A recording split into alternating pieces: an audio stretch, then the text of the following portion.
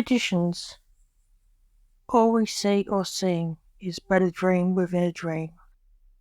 Dr. Death, the coroner, sat relaxing in his office listening to Coldplay's Cemeteries of London. His idea of chilling out in the coffee break. He was in heaven. So when his least favourite person, who always gave him work,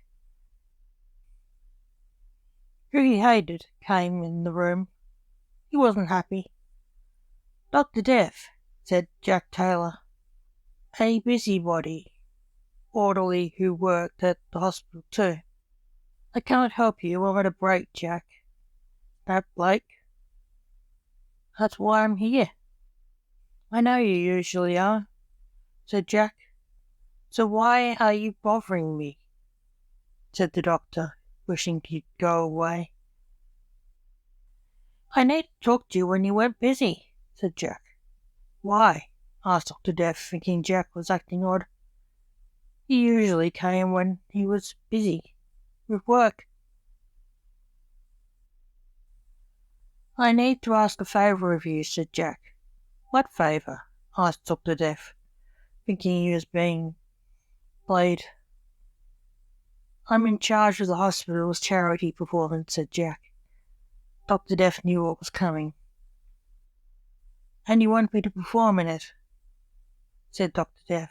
"Yes, I hear you were on television in a singing contest. You were good, I hear, too," said Jack. "Did you see it?" said Dr. Death. "No. I don't watch that sort of show," said Jack. "I'll be there. Tell me where and when," said Dr. Death. A tall, handsome, clean-shaven, blue-eyed man walked on the stage for the audition. He looked nervous. "Who are you? You look familiar," said the lady auditioner who fell in love with the strange young man. "Dr. Blake Alexander, you know me," said the young man. "I don't know any Dr. Alexanders," said the lady. "No, he's kidding us. He's Blake Fire. He's famous," said another auditioner. "He owns his theatre." "Don't hold it against me," said Blake charmingly. "What are you going to do, sing?" asked the lady. "I'm a magician," said Blake. "Oh, are you?" said the lady, intrigued. "Where is Jack Taylor?"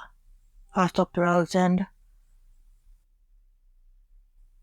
"He's sick. Sally is here to do his job," said the other auditioner. "Did Dr. Death ask you to take his place here? That grumpy nerd can't perform to save his life.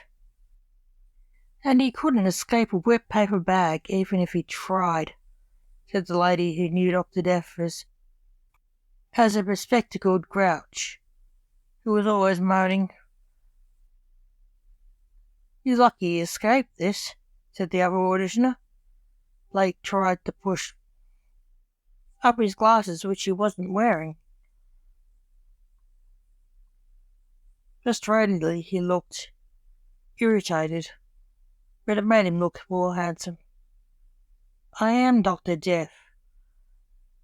I didn't ask myself for anything. And I can escape a wet paper bag. I'm not useless, hopeless or helpless, Sally. Jack asked me to audition," snapped Blake.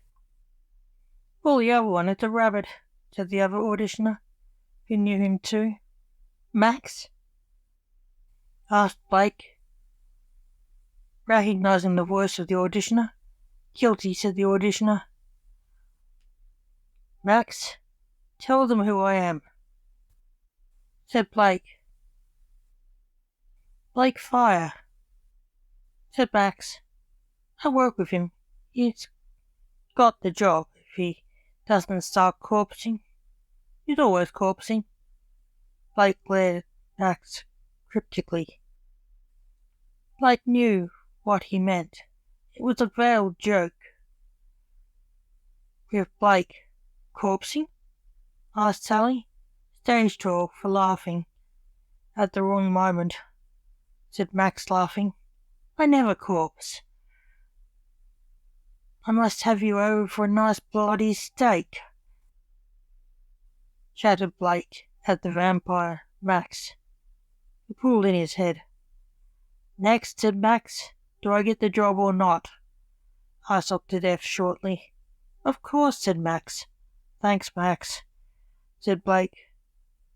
We need a big name, said Max offhandedly. Blake scoffed and stormed off, looking even more handsome. Dr. Death, Sally said, visiting the morgue the next day. What is it, Sally? I'm Dr. Death, striking his glasses nervously, seeing her in the morgue. Why didn't you come for your audition?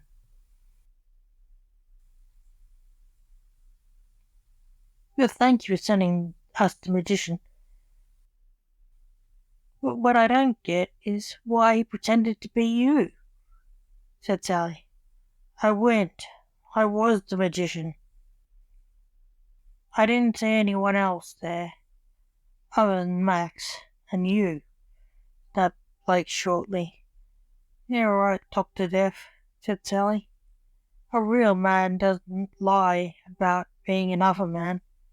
Blake shrugged, knowing he couldn't convince her who he was.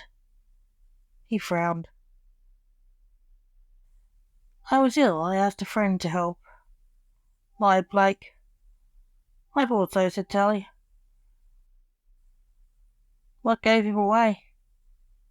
It's not me, asked Blake. He was so handsome and charming, said Sally.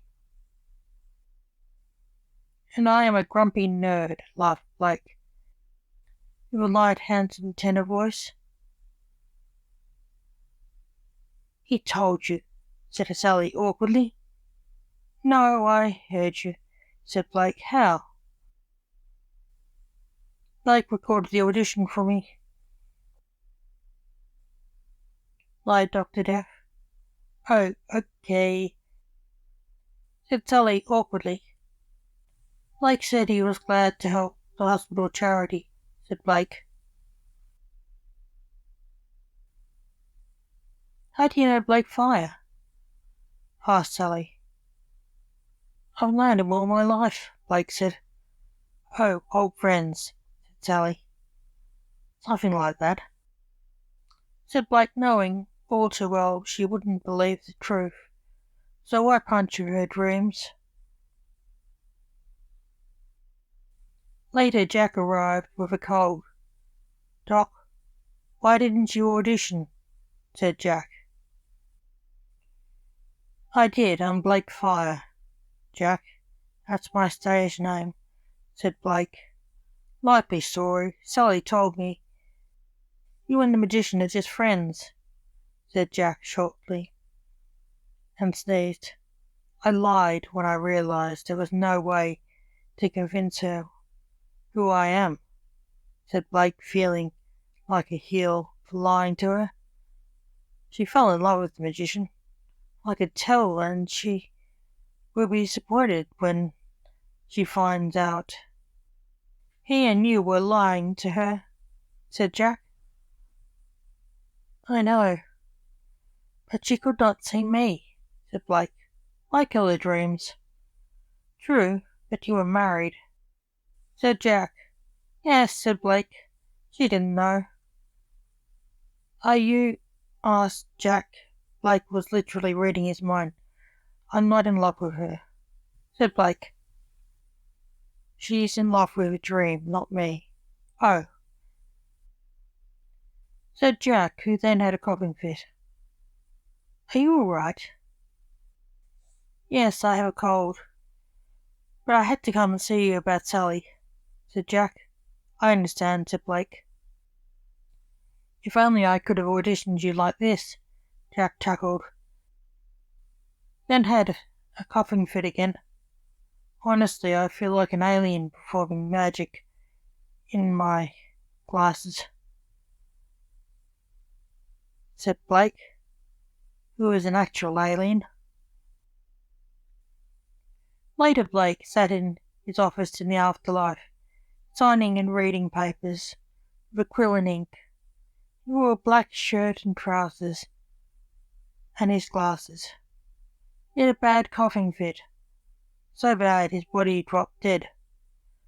Mortimer, the king of the Grim Reapers, stood up out of Blake's body and picked up the body of Blake to put him in the cupboard, which was where he stored Blake's body when he wasn't using him. Mortimer was Blake's dark soul. That was odd, Mortimer moaned.